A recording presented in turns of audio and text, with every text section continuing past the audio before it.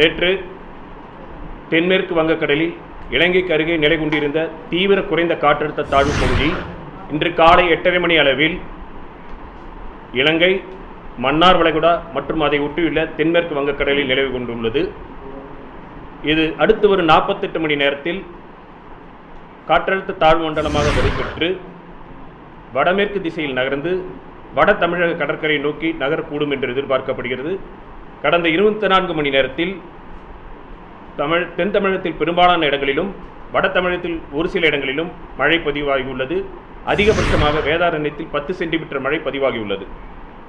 வரும் 24 மணி நேரத்தை பொறுத்தவரையில் தமிழகம் மற்றும் புதுவையில் அநேக இடங்களில் மழை பெய்யக்கூடும்.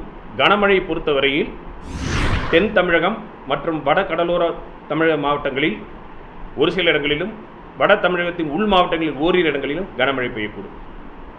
சென்னை பொறுத்தவரையில் அவ்வப்போது விட்டு மழை பெய்து சில சமயங்களில் பலத்த மழையாக இருக்கக்கூடும்.